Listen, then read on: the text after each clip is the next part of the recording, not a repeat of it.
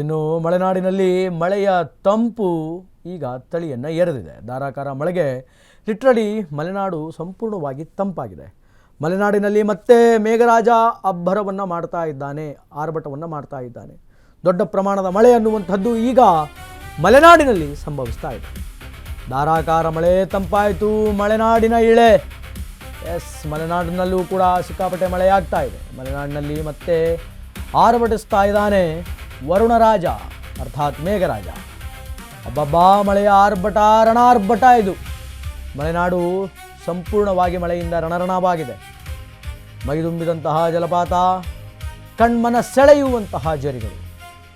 ಆದರೆ ಮಳೆಯ ಆರ್ಭಟಕ್ಕೆ ಮಲೆನಾಡು ಲಿಟ್ರಲಿ ಸ್ವಲ್ಪ ಅಲ್ಲೋಲ ಕಲ್ಲೋಲದ ವಾತಾವರಣದಲ್ಲಿ ಈಗ ಮನೆ ಮಾಡಿದೆ. ನಿನ್ನೆ ವರುಣಾರ್ಭಟ ಕತ್ತಲೆಯಲ್ಲಿ ಮುಳುಗಿದಂತಹ ಅನೇಕ ಗ್ರಾಮಗಳು, ನಿನ್ನೆ ಸುರಿದಂತಹ ಮಳೆಗೆ ಕೆಲ ಗ್ರಾಮಗಳು ಮತ್ತು ಅಲ್ಲಿನ ಜನ ಸಂಪೂರ್ಣವಾಗಿ ಹೈರಾಣಾಗಿದ್ದಾರೆ. ರಸ್ತೆಗೆ ಉರುಳಿದಂತಹ ಲೈಟ್ ಕಂಬಗಳು, ಉರುಳಿದ ಬೃಹತ್ ಮರಗಳು.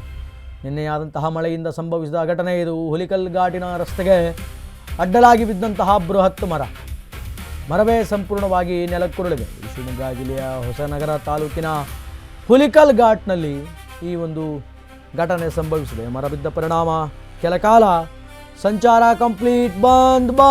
ವಾಹನ ಸಂಚಾರ ಬಂದಾಗಿದೆ. ಪ್ರಯಾಣಿಕರು ಪರದಾಡ್ತಾ ಇದ್ದಾರೆ. ಪ್ರಯಾಣಿಕರ ಪರದಾಟ ಈಗ ಅಲ್ಲಿ ಕೇಳಿ ಬರ್ತಾ ಇದೆ. ಬಳಿಕ ಸ್ಥಳೀಯರ ನೆರವಿನಿಂದ ರಸ್ತೆಯಲ್ಲಿ ಬಿದ್ದಂತಹ ಮರವನ್ನು ತೆಗೆದು ಪಕ್ಕಕ್ಕೆ ಹಾಕಲಾಯಿತು, ತೆರವು ಮಾಡಲಾಯಿತು.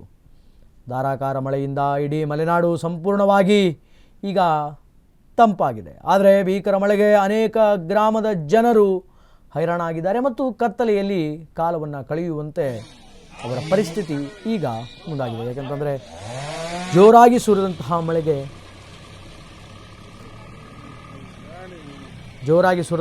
ಮಳೆಗೆ ಅಲ್ಲಿ ಕರೆಂಟಿನ ವ್ಯವಸ್ಥೆ ಅಸ್ತವ್ಯಸ್ತವಾಗಿದೆ. ದೃಶ್ಯಾವಳಿಗಳಲ್ಲಿ ನೋಡಬಹುದು. ಅಲ್ಲಿ ಜನ ಓಡಾಟ, ವಾಹನಗಳ ಓಡಾಟ ಕೆಲ ಕಾಲ ಸ್ಥಗಿತಗೊಂಡಿತ್ತು. ಕಾರಣ ಮಳೆಯ ಪ್ರಭಾವಕ್ಕೆ ಲೈಟಿನ ಕಂಬಗಳು ಮತ್ತು ಮರಗಳು ಧರೆಗೆ ಉರುಳಿತು. ಅದರಿಂದ ಸಂಚಾರ ಸ್ವಲ್ಪ ಅಸ್ತವ್ಯಸ್ತವಾಗಿತ್ತು. ಜೊತೆಗೆ ಸ್ಥಳೀಯರ ನೆರವಿನಿಂದ ಮತ್ತು ಕೆಲ ಅಧಿಕಾರಿಗಳ ಸಹಾಯದಿಂದ ಅಲ್ಲಿ ರಸ್ತೆಗುರುಳಿದಂತಹ ಮರವನ್ನು ಪಕ್ಕಕ್ಕೆ ಹಾಕಿ ತೆರವುಗೊಳಿಸಿ ಮತ್ತೆ ಸಂಚಾರವನ್ನು ಪುನರಾರಂಭ ಮಾಡಲಾಯಿತು. ಸೊ ಇದರಲ್ಲಿ ಈಗ ದೊಡ್ಡ ಪ್ರಮಾಣದ ಮಳೆ ಅನ್ನುವಂಥದ್ದಾಗ್ತಾ ಇದೆ. ಶಿವಮೊಗ್ಗ ಜಿಲ್ಲೆಯ ಹೊಸನಗರ ತಾಲೂಕಿನ ಹುಲಿಕಲ್ ಘಾಟ್ನಲ್ಲಿ ಈ ಒಂದು ಘಟನೆ ಸಂಭವಿಸಿದೆ. ಅನೇಕ ಗ್ರಾಮಸ್ಥರು ಈ ಒಂದು ಮಳೆಗೆ ಹೈರಾಣ ಆಗಿದ್ದಾರೆ. ವಾಹನ ಸಂಚಾರ ಸಂಪೂರ್ಣ ಬಂದಾಗಿತ್ತು. ಬಳಿಕ ಸ್ಥಳೀಯರ ನೆರವಿನಿಂದ ರಸ್ತೆಗೆ ಬಿದ್ದಂತಹ ಮರಗಳನ್ನು ತೆರೆದು ವಾಹನ ಸಂಚಾರವನ್ನು ಮತ್ತೆ ಆರಂಭ ಮಾಡಲಾಯಿತು. ಜೋರಾದ ಮಳೆ ಬಂದ ಕಾರಣ ಗ್ರಾಮಸ್ಥರು ಹೈರಾಣಾಗಿದ್ದಾರೆ. ಅವರಿಗೆ ಕರೆಂಟಿನ ವ್ಯವಸ್ಥೆ ಕೂಡ ಸ್ಥಗಿತಗೊಂಡಿದೆ.